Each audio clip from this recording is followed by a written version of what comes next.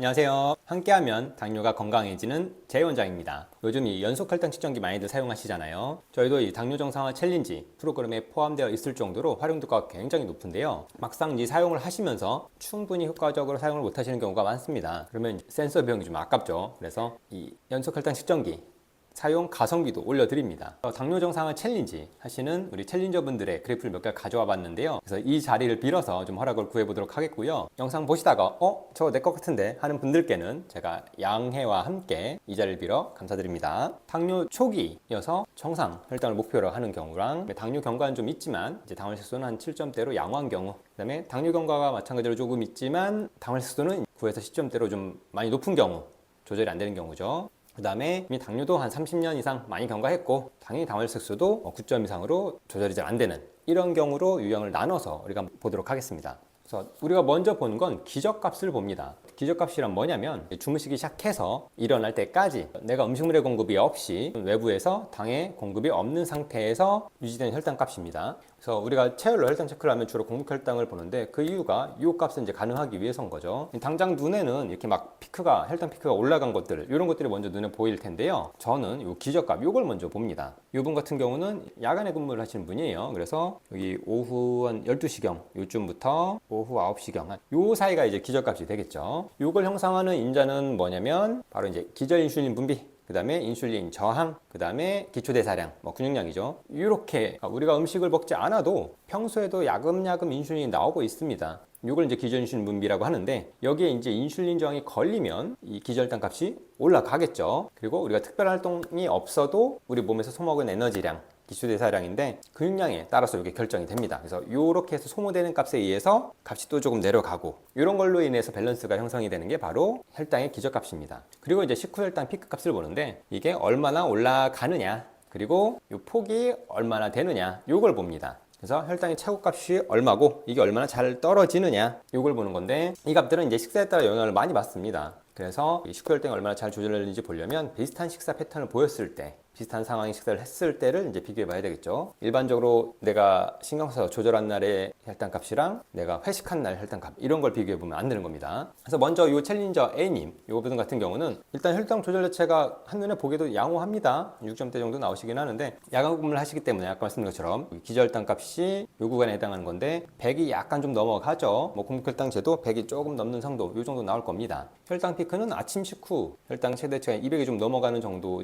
그 외에는 양호하게 잘 가고 있어요. 근데 이 식후 혈당 최대치 200 넘는 게 그렇게 깜짝 놀랄 일은 아닙니다. 왜냐면 우리 당뇨가 없는 일반인들도요, 음료수, 떡방면 이런 거를 급하게 섭취를 하잖아요. 그러면 이 최대 피크값 200 넘는 거는 흔히 있을 수 있는 일이에요. 그래서 이제 당뇨 정상화 챌린지를 시작하고 나서 일주일이 아직 안 됐죠. 한 6일 정도 지났는데 어떤 변화가 있냐면, 보시면 일단 기저혈당값, 요 기저값 자체가 100 밑으로 내려왔죠. 100 미만으로 완전히 내려왔습니다. 공복혈당이 그러면 무난하게 100 미만을 잘 유지를 하실 거예요. 그리고 한눈에 봐도 뭐가 달라졌어요? 혈당 피크값 자체가 굉장히 낮아졌죠. 최대치로 올라간 혈당값 자체가 낮아질 정도로 초기 인슐린 분비가 좋아지는 겁니다. 그리고 조금 더 지났어요. 이제 한 10일 정도 경과했더니 보시는 것처럼 혈당 기저값이 굉장히 좋아졌죠. 그리고 이 혈당 피크가 비슷하게 올라가더라도 혈당 피크의 최대값은 내가 어떤 식사를 하느냐에 따라서 충분히 일반인들도 높이 올라갈 수 있어요. 근데 이 값이 높이 올라가도 보시면 어떻습니까? 이 폭 자체가 완전히 날씬해졌죠. 완전 슬림해졌습니다.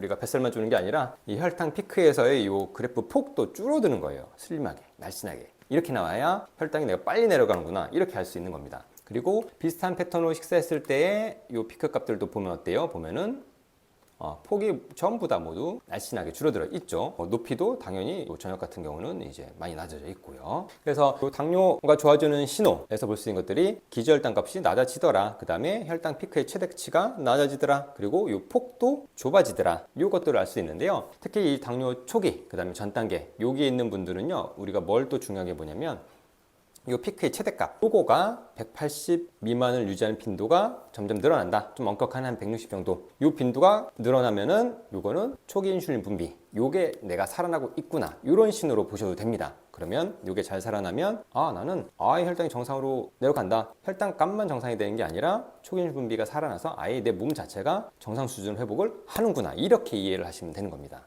그래서 여기 챌린저 A님 같은 경우는 앞으로 한 4개월에서 6개월 동안 초기 인슐린 분비가 점점 더 살아날 겁니다. 그러면 혈당값이 더 내려가느냐? 그런 건 아니고요. 이미 예상 혈당치가 5.3, 5.5 이 정도 나오시거든요. 더 내려갈 수도 없습니다. 대신 뭐가 좋아지느냐? 아까 말씀드린 것처럼 혈당 피크의 최대치가 180 미만 또는 160 안쪽으로 나오는 빈도가 훨씬 더 안정적으로 늘어나게 되는 거고요. 내가 당뇨가 몸 상태, 인슐린 분비나 당대사 메커니즘 이런 것들이 이제 더 좋아지게 되는 거죠. 그 다음은 이제 챌린저 B 님이신데요. 당할 수도는 한 7점대로 양호한 편입니다. 그리고 여기 보시는 것처럼 기저혈당값 주무시기 시작해서 아침에 일어나시기 전까지 이 값인데, 기저혈당값도 100에서 한 120 사이 이 정도 나오죠. 그래서 일어나고 나서 공복 혈당으로 보면은 120 정도 이 정도 나오실 것 같은데, 기저혈당 값도 양호를 하고, 대신 이 혈당 피크가 엄청나게 치솟죠. 지금 아침 식후에는 순식간에 한 300 가까이 올라갑니다. 그리고 이 피크 폭도 어때요? 굉장히 좀 넓죠. 혈당이 급격하게 올라가서 좀 내려오는 속도가 조금 떨어진다, 이렇게 보시면 되는 거예요. 그래서 아침 한 8시경 식사를 하신 것 같은데 보면은 거의 한 오후 1시 정도 돼서야 한 150 정도까지 이제 내려오시네요. 그리고 이제 한 점심과 저녁 요 구간 혈당 값이 조금 구분이 잘 안 되고 있죠. 이때가 아마 점심 저녁인 것 같은데, 식후 혈당이 충분히 잘 안 내려오니까 이 그래프가 명확하게 구분이 안 되고 뭉쳐진 형태가 나타납니다. 며칠 안 지나니까 여러분이 보시기에도 눈에 들어오는 것처럼 식후 혈당 피크 최대값 자체가 좀 많이 낮아졌죠. 이제 한 200 좀 넘어가는 정도가 됐고, 그 다음에 아까 보시는 것처럼 그래프 폭 자체가 어때요? 많이 좀 감소했습니다. 그리고 점심 저녁 사이 혈당이 분리가 되기 시작을 하죠. 점심 먹고 나서 혈당 자체가 좀 빨리 내려가 주니까 저녁 먹기 전까지 요 사이에 좀 폭이 생깁니다.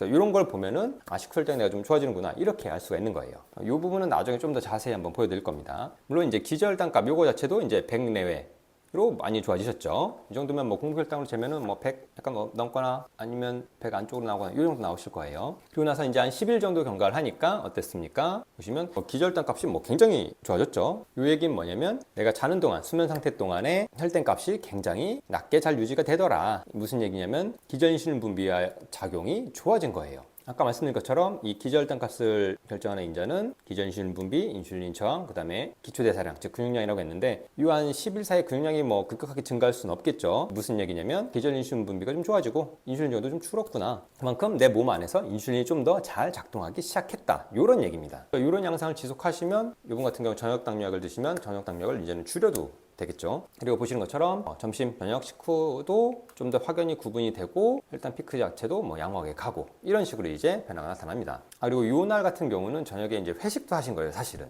저녁 식사를 좀 조절하신 게 아니라 회식도 하셨는데 그런 거 치고도 굉장히 양호하게 잘 넘어갔죠. 2주 정도 이제 치료를 한 시점에서 예상 당월 지수가 5.9, 5점대로 나오실 정도로 굉장히 좋아지셨습니다.